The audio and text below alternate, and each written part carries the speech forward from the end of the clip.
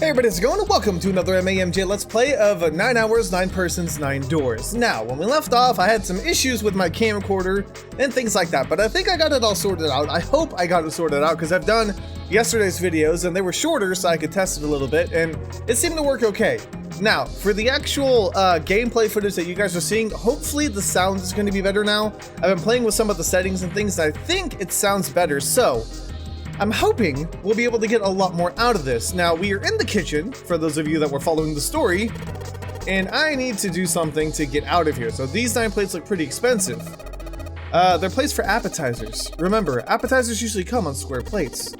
Okay. Well, excuse me, princess. Zelda reference? This looks like a serving table. I would imagine food is put here after it's prepared, so that the waiters and waitresses can take it out to the customers.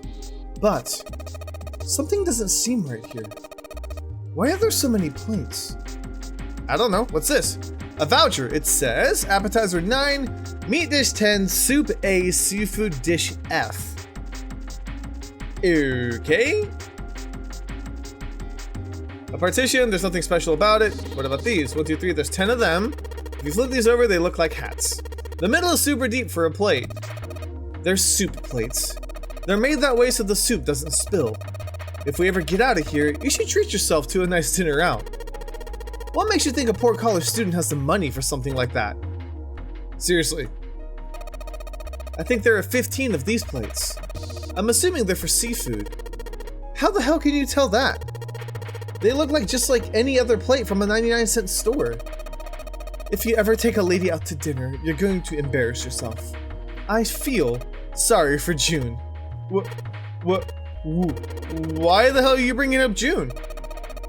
The lady doth protest too much, methinks. You are not terribly subtle. Okay, serving table, yeah, I know. 4 different types of plates. There's a bunch of little wavy ridges on this plate, okay? Those plates are for serving meat. You really are ignorant, aren't you? Come on, it's not like I need to know this crap. Jeez. It's true, all you need to know is that there's food. It's a tank with a pipe coming out of it, nothing really that special about it. Okay, countertop. We've got a rolling pin and a colander. Nothing useful, in other words. Alright, what's over here? Ooh, this looks important. Well, don't know what I'm gonna use to open that. An iron oven. Looks pretty heavy duty. It's probably industrial quality. I bet you could cook anything with this. Anyway, let's have a look inside. I knew it. It's locked. Well, I mean, I knew that too because the gigantic code on there. All we've got here is a pot and a frying pan. Oh, and a pressure cooker. Well, I guess we could use some of those as weapons. What kind of idiot are you? You're gonna run around holding that thing while you're looking for the dead? Hey man, it was just a joke. Why so serious? Why so many references in this side of the kitchen? There's some bottles of seasoning here, okay? This is the door we came through, okay? It's not locked so we could get back out, but what's the point, right? All that's out there is an iron gate and a dead-end hallway. Yup. Might as well be locked for all the good going back out there do. This is a key card. Since the light's red, I figure it's probably still locked. The key card first got to be around here somewhere. We'll just have to find it. I agree. Okay. Haven't really found anything yet. Ooh, sink. Still got water in it. There's a couple of plates in there, but I don't think they're gonna help us much. Are you sure? Okay, I mean, I guess we'll wait. Oh, I got a whetstone. Interesting. Don't know why we picked that up, but hey, whatever. Maybe the table's for preparing the food. There are plates everywhere. What about, trash can. There's nothing inside it. That's good. Well, better than being full of rotten food, I suppose. I agree. There's nothing in here. Hey Santa, digging through the trash really suits you. What the hell did you just say? Listen, lady, I did you a favor. I knew you'd just piss and moan, so I did it for you. Oh my. I don't recall asking you to do anything. Urgh. I ought to throttle you. Excuse me? Does it feel colder in here? Sure does, or at least a little bit awkward.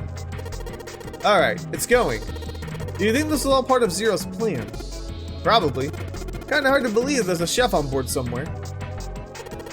Wonder what this drawer is. You see the metal grate on top of the grill? They make it like that so the fat and juices can drip off the meat while it cooks. Okay. Looks like the area under the plate opens up. No, you can't. I already checked. It's sealed shut. I think that's where the coal goes. Oh. Okay, so we got nothing. Oh, never mind. We got a whole lot of stuff here too. Wow. This pot looks like it's made out of silver. I bet drinking tea from this pot would be really yummy. Spending a day off with June, drinking tea. Could such a day ever happen for me? Jumpy? Oh, nothing. We don't really need hot water, so we should be moving on. Okay, it's a note. Got a bunch of stuff written on it, but it doesn't look like a code or anything like that. Okay, what's over here? Aha! Okay, here we go. Now we're getting some stuff. There's so much stuff in here.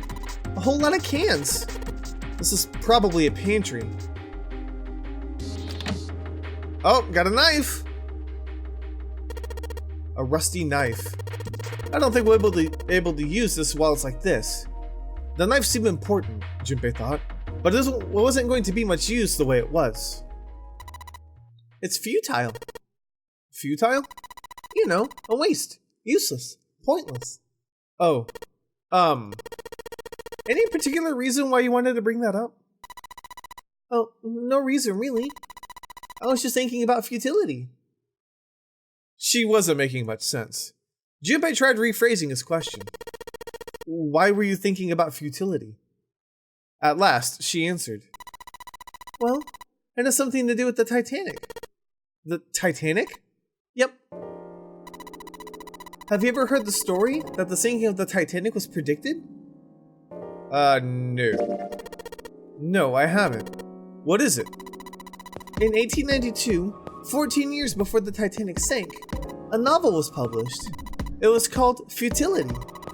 It was written by an American novelist named Morgan Robertson. The story was about a big cruise ship colliding with an iceberg and sinking. Of course, that was the only similarity. Or if that was the only similarity, there wouldn't be any reason to mention it. It wasn't though. The name of the ship, its nationality, course, departure time, size, displacement, maximum speed, number of passengers, and crew, the number of lifeboats. Even the location of the accident itself, and the cause, and the location of the damage. Everything matches the Titanic almost exactly. It was almost as if he'd seen the whole thing happen. But this book was written 14 years before the Titanic sank. But that's not all. It wasn't just futility that predicted the sinking of the Titanic. There were two other similar stories written by a man named William Thomas Stead. Both of them before the accident. One in 1886 and one in 1892. Stead wrote two stories that had striking similarities to the Titanic disaster. In one, two ships collided, and many of the passengers died because there weren't enough lifeboats. In other, a ship collided with an iceberg and sank. I don't know. I mean, I'll give it to you that it seems a little weird, but I'm pretty sure it wasn't too uncommon for ships to hit iceberg back in the day, or even other ships. Right. I knew you'd say that. But what if the Stead had some sort of special power? To be more specific, what if he had the ability to do automatic writing? What? Automatic writing? Wait, are you talking about that thing where someone says they're possessed by a spirit? And then they write a bunch of stuff without knowing what they're writing? Yes. What do you mean, yes? That stuff's a load of bull. Okay, so let's say hypothetically, wrong voice. It's Junpei, not just June. Okay, hypothetically, that automatic writing isn't a total load. These guys still couldn't have predicted the sinking of the Titanic.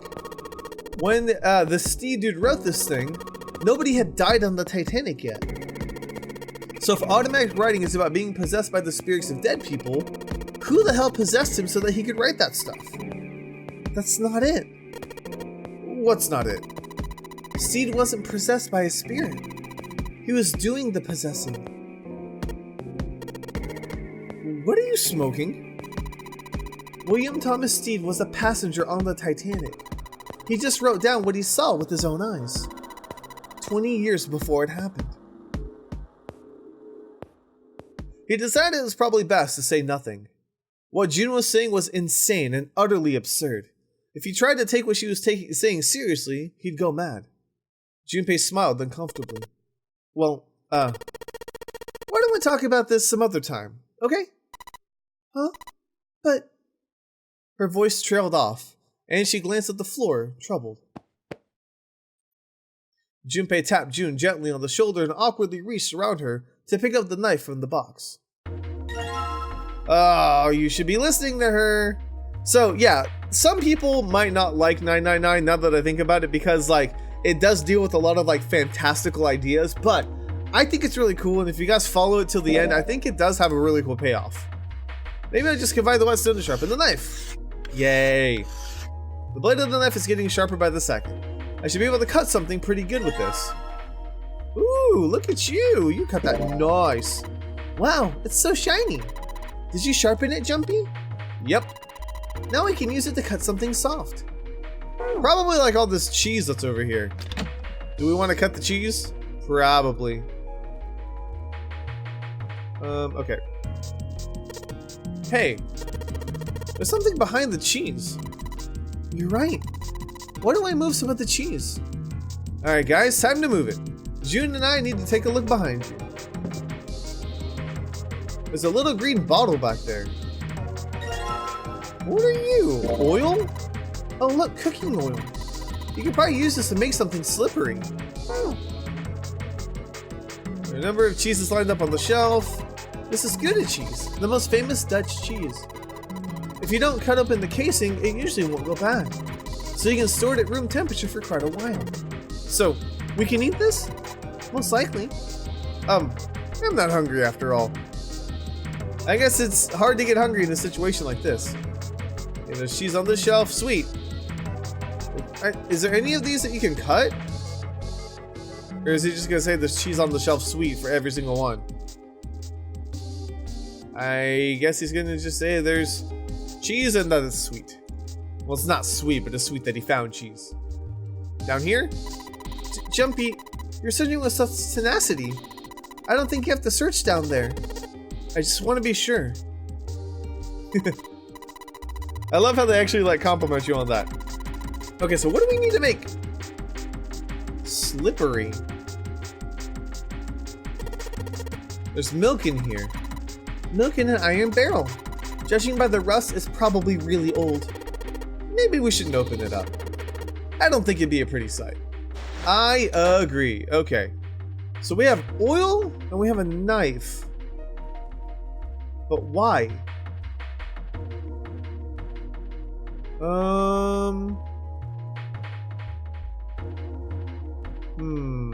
What's over here? This boulder rusted in place and won't budge. Of course! Maybe I put some oil on it. Hey! Just a little bit of oil and... Come on, you little...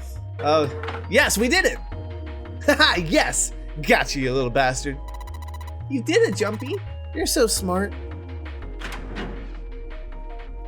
Oh. As Junpei walked into the room, a blast of cold air washed over him. Almost instinctively, he folded his arms tight across his chest, doing what he could to conserve body heat. It's cold in here. What is this place? Are you blind? It's a freezer. Santa's teeth had already begun to chatter. Hardly surprising. The freezer was far too cold for someone dressed as he was. Lotus, however, was in an even worse condition. Oh, no way. That's way too cold for me. I'll freeze solid in seconds. Sorry, but I'm afraid I'll have to pass on this one. I'm gonna leave the rest to you. And with that, she ran out of the room. As Lotus left, June came in. Whoa, it's really cold in here. White puffs of steam hovered in front of their faces as they talked. June had already started to shiver. Hey, you don't need to be in here. You had a fever just a little bit ago. You should stay outside. We got this. No, I'm fine. My fever's gone now. But... Junpei had scarcely opened his mouth when the thunderous sound of metal upon metal rang out from behind them.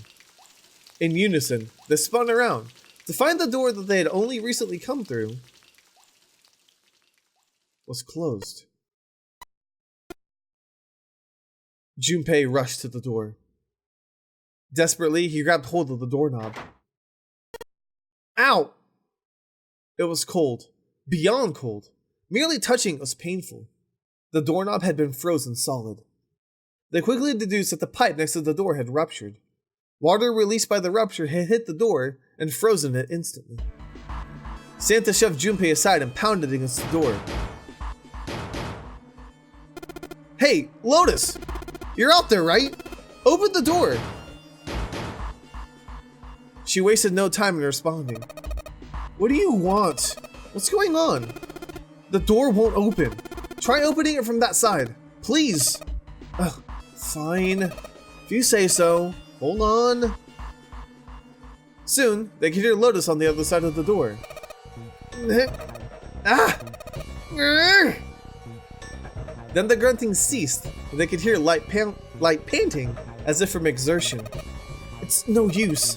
It won't budge. You've got more people in there. You figure it out. Wow. Santa was shaking like a newborn deer. June was hugging herself and was shivering violently. Even Junpei, with the heaviest clothes of any of them, was clearly feeling the cold. With every breath they took, they could feel the cold working its way deeper and deeper into their bodies. Anyway, let's find a way out. If we don't get moving, we're gonna be permanent residents. 2 heads are better than none. I'm sure we'll figure something out. Yeah, you're right. Let's take a good look around this room, okay? Right. They pushed in close to one another and began to search. Oh, jeez. There's some frozen meat up there. Looks like pork. Huh? What's this? Looks like a tag or something. Can I cut it? No? Jumpy, there's a slip of paper in that meat. I think there's something written on here, but I can't really read it like this. If we try and pull it out, it'll probably rip. You need to defrost that.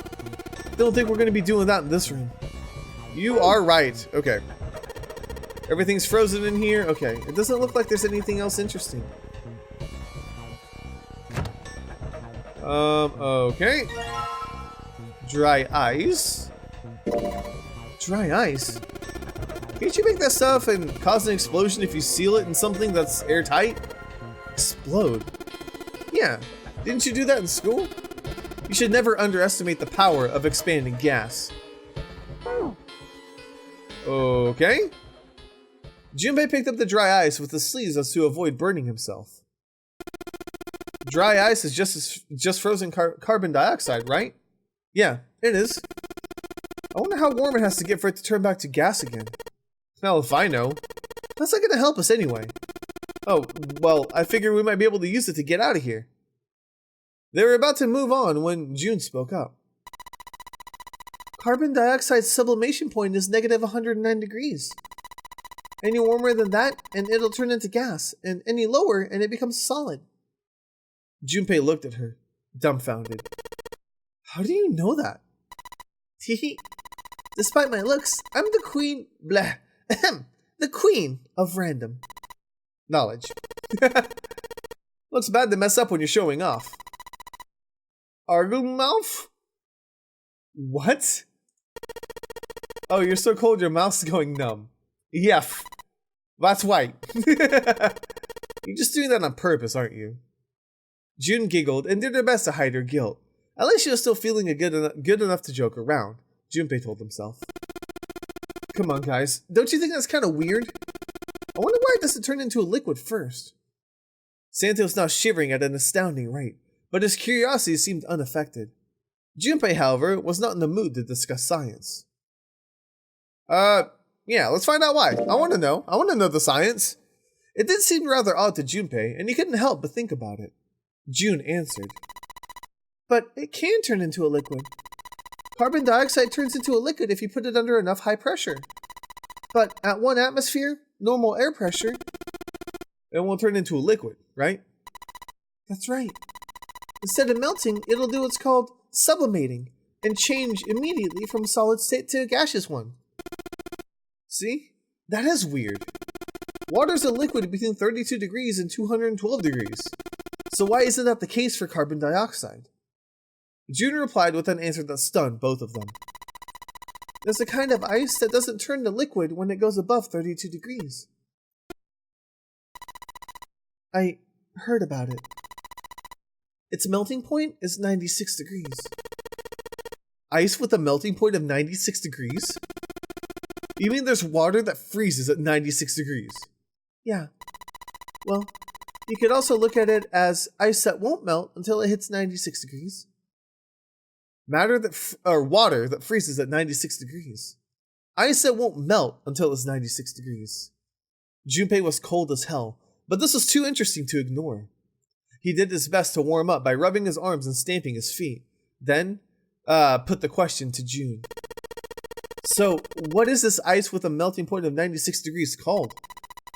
I heard it's called Ice 9. Ice 9? Originally, Ice 9 was a made-up substance invented by a science fiction author. But recently, scientists have discovered that such a substance actually exists. Wait, hold up. So this is the thing called Ice 9. Or is it water? Like I said, if the ice is over 96 degrees, it'll be liquid. If it's under that, it'll solidify. So you can think of it as a polymorph of H2O. Here, think of it like diamonds and graphite. They're both made of carbon, right? But depending on the structure of the crystallization, the hardness and structure are completely different. So you're saying normal water and this Ice 9 are like that? Yep. She wasn't finished. Have you heard the story about the crystallization of glycerin? For 150 years after the discovery of glycerin, people cooled it, warmed it, and did all sorts of things to it. But whatever they did, it never crystallized. However, one day in 1920, some glycerin that was en route to England by a ship was discovered to have crystallized during the trip. Naturally, scientists worldwide wanted to research this new crystallized form of glycerin and began asking for samples of the seed. A seed is, of course, a sample of the original crystallized substance. With a seed crystal, the further crystallization of glycerin would be a simple matter. However, something very strange happened. Not only did the glycerin encouraged by the seed crystals begin to crystallize, nearby samples did as well. It didn't end there. After that day, all glycerin in the world began to crystallize naturally when cooled to less than 64 degrees. Before that day, no matter how glycerin was cooled, it refused to crystallize. But once the crystallization had begun, it was almost like, how do I put it? It was almost like all the glycerin in the world was communicating in some way that we can't sense. Junpei, I'm going to be impressed. Was honestly impressed. It was, in fact, a pretty interesting story. Wow. It's pretty interesting. But, what does that have to do with Ice 9? To his surprise, it was Santa, and not June, who answered. What she's saying is that it's a lot like Ice 9. What happened, I mean? A lot like... That would be bad. If water everywhere started freezing at 96 degrees, man, it'd be the end of the world. Junpei felt that Santa might not be treating the idea of the end of the world with proper concern. At any rate, we're not gonna have to worry about the end of the world unless we can get out of here pretty quick. He was right. Junpei shivered. Alright guys, I think that's enough of that. I didn't think we'd get quite this far. Off topic. I mean, I know I'm kind of at fault here, but we can't be screwing around anymore. Seriously. I might go by the name Santa right now, but I didn't grow up in Iceland. I freaking hate the cold. So, let's get cracking, alright? We gotta find a way out of here. Santa stomped off, clearly doing his best to pretend the cold wasn't affecting him. Selfish, isn't he? Thought Junpei to himself. Still, Santa was right, and it was high time they got back to their search. The story of Ice 9 had him interested, but there'd be time to think about that once they'd gotten out of the freezer. Junpei looked at June, nodded, and resumed his search of the room. No good. I can't hit it hard enough to break it. Okay. Needs more of a shock. What? Oh! Got some rope. Got a water bottle. There isn't anything else here that looks useful. Okay. Okay, so how are we gonna do this? I know we need to put these together. Combine? No. Combine. No. What?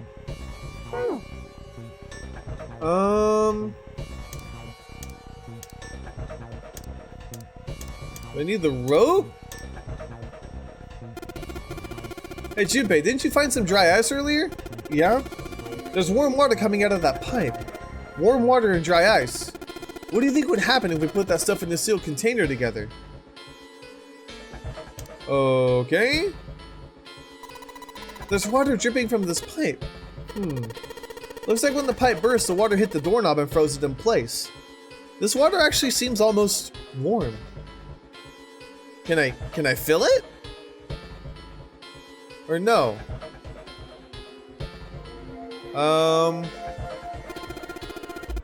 Let's start off by putting the dry ice into the water bottle. But the dry ice is too big. Well, you gotta figure out a way to make it smaller then, don't you, genius? Well, you know what? Don't judge me, okay? Okay, so either... So we need the dry ice and either the chunk of meat or the knife. No? We need something big and heavy.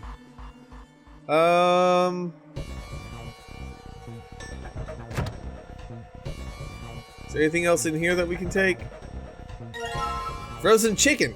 Okay, can I combine that? I mean, I get it, but that's kind of weird, because, like, why couldn't I do it with the pork? The dry ice is in pieces now, okay? But, I don't know, whatever. I'm not going to complain about it. I'm going to put these pieces of dry ice into the water bottle. Alright. Now we can hang it. And let's just tie a rope on here. Perfect. We got our own little bomb going on. Or going off, actually. It's going to go off very loudly. Alright. Warm water drip from the ruptured ice pipe near the door. Apparently I still can't read. I'm much more awake than I was last time, I hope. But yeah, apparently reading is still not a good thing, which is kind of bad when you play primarily visual novels, isn't it? I'm sorry. Junpei pulled out the water bottle and filled it with dry ice, let a good amount of water fall in, and then quickly sealed it up tight. The makeshift bomb was complete. He tied it to the doorknob as quickly as he could, managed in the cold. Alright, that's set. So, what do we do now? We just need to give it a little, tap. The bottle's already about to pop. If we just throw a rock at it or something at it, it'll go off all on its own. Small rock. Small rock. Junpei looked down at the floor. Scattered across it were pieces of dry ice left over from the larger chunk he'd crushed earlier. Alright, this had to do the trick. He pulled the sleeve down over his hand to keep from getting burned, grabbed the chunk of dry ice. It was a pretty good size. About as big as a pool ball. He figured it would be just about the right size. Alright guys, stand back. Actually, we should probably hide somewhere. Both Santa and June looked at him with new concern. Where exactly do you expect us to hide, genius? There isn't really anywhere big enough. Yeah, there is. Look, right here. We can hide in there. Junpei pulled open the door to the small cellar. Come on, get inside, quick. Santa and June nodded and jumped down, into the hole. Junpei quickly followed. In his hand, he could feel the chill of the frozen carbon dioxide, even through his sleeve. He tightened his grip, took aim, and prepared to throw. Alright, here goes. 3, 4, 5? You're counting the wrong way. Oops. That really is a sad excuse for a joke, man. Sorry, dude. Alright, for real this time. You guys ready? Yes. Whenever you're ready. Just throw it. Alright, here I go. 3, 2, 1. Boom. Junpei threw the chunk of dry ice as hard as he could. With the same motion, he ducked down into the cellar with Santa and June, just as... Oh yeah! Junpei leapt up out of the cellar and ran to the door. Jumpy, the ice on the door, is it gone? Yeah, it's gone. The blast must have shattered it. Yes, alright, let's see if it opens. Junpei grabbed the knob and pushed with all his might. The door gave way easily, and 3 of them tumbled out of the freezer at once. Hooray! We're out! June, relieved, collapsed onto the floor. Move! Santa shoved past Junpei and ran straight into to the grill, which he immediately grabbed. Ow! Hot, hot, hot, hot, hot! He proceeded to kick the grill in a futile but amusing fit of rage. But where was Lotus? It took Junpei only a moment to find her. She was sitting on the counter, idly scratching her chest. Welcome back. I was starting to get tired of waiting for you guys. With a great yawn, Lotus lowered herself off the counter. Junpei clenched his teeth and walked toward her. What were you doing? What do you mean, what was I doing? I was waiting. We were gonna die. Oh yeah? But you didn't, so everything worked out alright, didn't it? What the hell? Just kidding. It might not look like it, but I was really worried. Don't give me that crap. I'm telling the truth. I mean, if you died, I'd be in trouble too. If you died, then I'd be stuck here and I'd die too. See? I did all I could. I even looked around to see if there's anything I could use to pry open the door. But I couldn't find anything. So all I could do was wait. I mean, what else did you want me to do? Call the cops? It was true that there wasn't much she could have done, but something about her tone. Junpei gritted his teeth. Fine. But there's one thing I have to ask you. What's that? You didn't close the door, did you? What? You think I closed the door on you? Why would I do something like that? It closed on its own. I told you before, if you die, then I die too. She was right, and Junpei knew it. Without them, she'd be in very serious trouble. It seemed that an accident was the only explanation for the door's closure. If Lotus had really wanted to kill them, all she would have to do was bar the door from the outside. And she hadn't. Well, she hadn't done anything. The most she was guilty of was laziness or negligence, not attempted murder. Junpei swallowed his anger and did his best to apologize. Well, I'm sorry. I'm sorry I doubted you.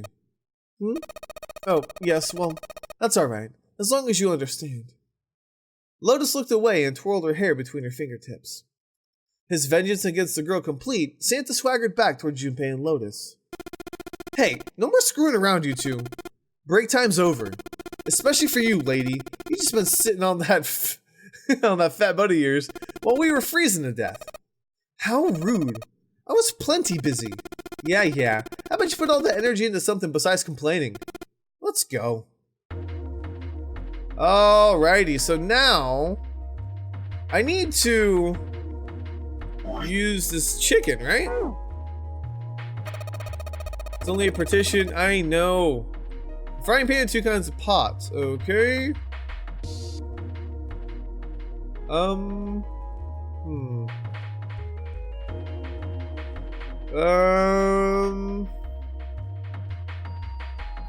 Need to find something to do. Because we still have the knife. But I feel like we need to cook the chicken, or the pork. Oh, the grill, where's the grill at? Here we go. Yeah. Guess I'll put this meat on the grill. There we go. Hey, what are you doing? What are you gonna do if that paper burns? Come on, it'll be fine. I mean, it's like it's gonna burn right away, right? I was just gonna keep an eye on it, and the paper's gonna be fine. Well, they can argue all they want. I'm gonna keep an eye on this pork. Cool, looks like it's about time. I'm gonna try taking the paper out. Jumpy, be careful. Sweet of her to care, but I know what I'm... Ouch! See? I told you. Hey, what the hell are you doing? Hurry up and take the paper out. It's not coming out. This thing's frozen stiff. I can't get it out. So are we gonna have to cut the meat? Yeah, looks that way. That's okay, because we have a knife. Alright, now that I've sharpened the knife, yeah, I cut the pork. Awesome, Junpei. Now we can cut out the paper. C plus 10 equals F. Okay. Do you think it's some kind of code? You're just screwing around. Junpei, you know what C and F stand for? You think maybe it means corporate and finance? I thought it was clever and funny. Oh god, okay. C and F. No, not the pork. There's a voucher at the end of the counter. It doesn't match the number of plates on the table. It says appetizer 9, meat dish 10, soup A, seafood dish F on the counter. And the plates on the table are 9. Okay, so seafood is F, which is 15, right? Right? So I probably need to write this down. Ugh. Okay. F equals 15. Maybe they're using hexadecimal here. And hexadecimal is? It's a number system that goes 8, 9, A, B, C, D, E, F, 10, 11. You're familiar with base 10, right? That's the normal system of numbers. The base 10 equivalents for hexadecimal numbers would go like this. F equals... F is 15! Okay, A equals 10. Hang on, I'm gonna write this down. B equals 11. Okay. Oh, okay, got it. And 10 equals 16. The 10 becomes 16 in base... Okay, 10 equals 16. I know it sounds strange, but do you think of it as 6 letters added on to the normal number system after 9?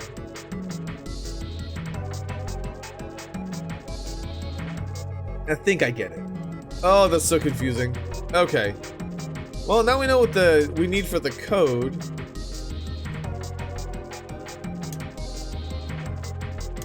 Let me look at the pork note again. Okay. So C plus 10 plus F, which is 12 plus 16 plus 15. Oh, geez. Sorry, doing a little bit of math here. Okay. So, is that what we need for the... Is it just one number for this? No, not the grill. Wow, I really suck at clicking on things. Here we go. Okay. Should be... This is probably what you're supposed to use to enter the password. Maybe if you put the right number, it'll open the oven door.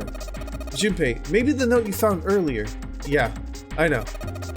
Do you know how to enter those numbers? I think E is for enter and C is for clearing. So basically, when I'm ready to submit my answer, I press C. If I screw up, I just press C, right? Lotus nodded. Alright, let's give it a shot. Okay, so it should be 43. Haha! Yes!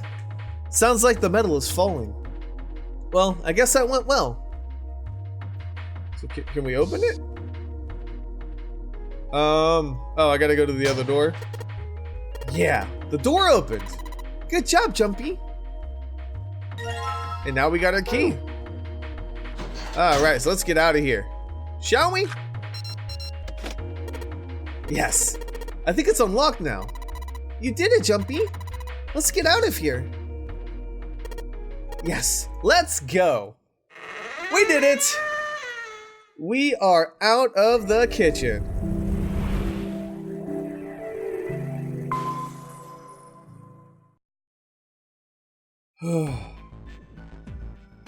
They stepped out of the kitchen and into a hallway that looked rather familiar.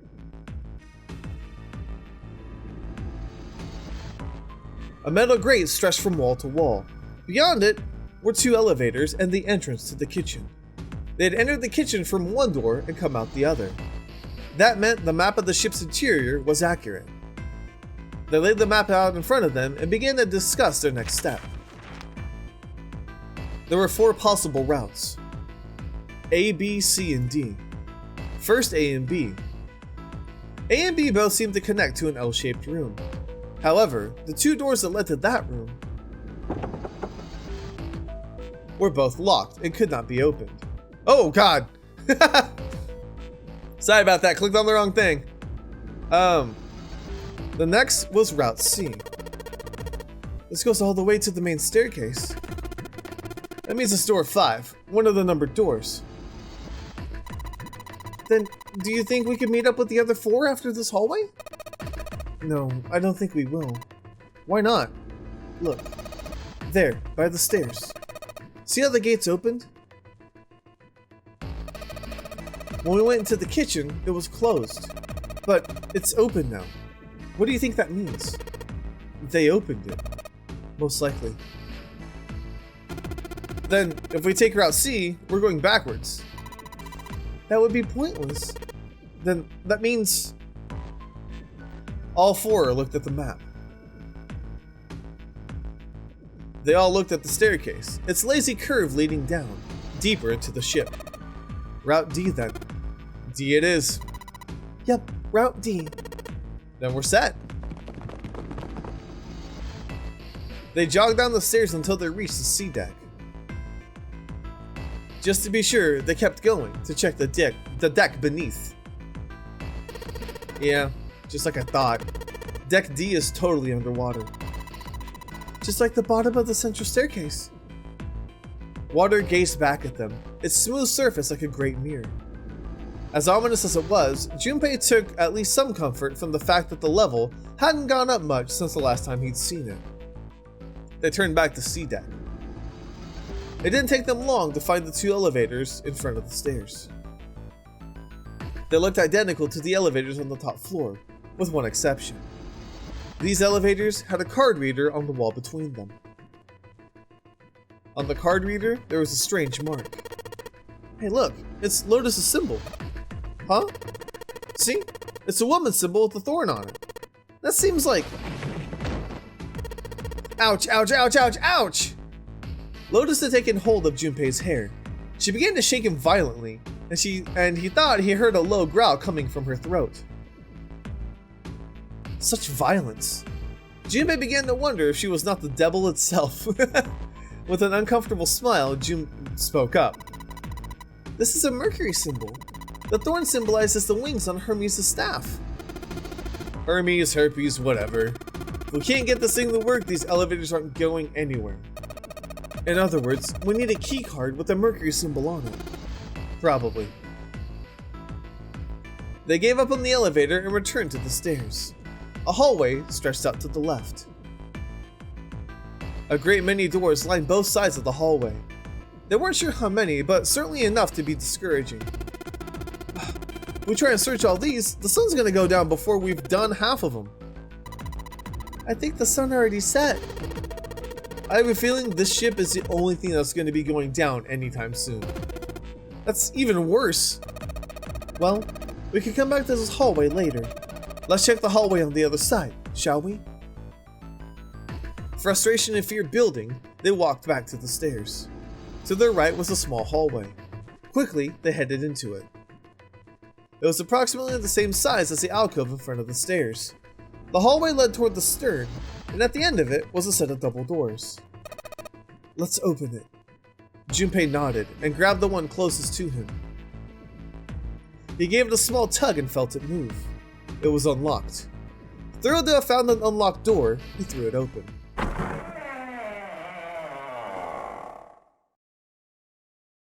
Junpei didn't know what to make of what he saw. Okay, so this should actually be the same. Let me see if it lets me fast forward or not. Because it should be the same as what we saw before. And if it is, he simply stood unable to speak. The others stared open-mouthed. After a few long moments, Santa managed to speak. What the hell is this? A massive room stretched out in front of them. More a cavern than a room. Its vastness was oppressive, and it bore down on the 4 companions. It was not empty, however. The entire room was filled with lines upon lines of beds. They were simple things, little more than pipe and thin mattresses. Is this a hospital? He had at last been able to put a name to the harsh scent that pervaded the room. The room swam with the harsh, biting smell of antiseptic. In the center of the room were shelves stacked with medicine, and a number of medical devices, the function of which Junpei did not know. More importantly, however, on the back wall of the room were 4 doors. 3 of them were emblazoned with large single-digit numbers, made with thick, red paint. The door on the left was labeled 3. The second door from the left had no number, but the third had been given a 7. And the rightmost door had an 8. There could be no doubt, they were the numbered doors. It did strike Junpei as strange, however, that the door between 3 and 7 should be blank. What, he wondered, could it mean? Let's take a look at the doors. Yes, that sounds like a good plan. Junpei headed toward the doors, weaving his way between the beds. He started with door 3 on the left and moved to the right until he reached door 8. Okay, so yeah, it looks like it's going to be repeating, but it's not letting me fast forward yet, so I'm going to wait just in case I have other dialogue options. Oh, wait, hang on. No, it's no use. Well, of course. If it was that easy to open these doors, then what would be the point of the nonary game? We have to activate the red or the numbers doors. Well, wait a minute. What's wrong? Look, the display on the red. There's nothing on it. Huh? Don't you remember? The red of the central staircase. If no one was inside, it said vacant. Oh yeah, you're right. But this one. There's nothing on it, right? I wonder if it's broken. Only one way to find out. Yep. It didn't respond. All 4 took turns placing their hands over the red, but it refused to respond. They pulled at the lever, and it still did nothing. As they soon discovered, it wasn't only the red for the door 8 that was behaving strangely. The red on door 7 also refused to respond. And door 3 was similarly silent. None of them would respond. What did it mean? Haha, I knew it. They're broken. Zero sure sucks at maintenance. No, that's impossible. You really think Zero, who prepared all of this, would make such a stupid, simple mistake? Maybe, but that doesn't explain why this thing ain't working. It was at that moment that they heard a voice from behind them. I believe the bottom of the device has been removed. They spun around to see. Snake! But it was more than just Snake. Ace, Clover, and Seven quickly filed into the room as well. Although they were glad to see one another, it wasn't terribly surprising that they had. If it had been the other party who'd opened the gate in front of the kitchen, it wasn't unreasonable to think that they'd bump into one another eventually. The rest of Snake's team, however, did look rather surprised. How? How did you guys? How did you end up here? After a moment of silence and surprise, everyone suddenly began to talk, desperate to exchange information. They talked about the rooms they'd been through and how they ended up in the same place. Of course, none of it was very useful information, but that hardly mattered. They were happy to simply see one another again.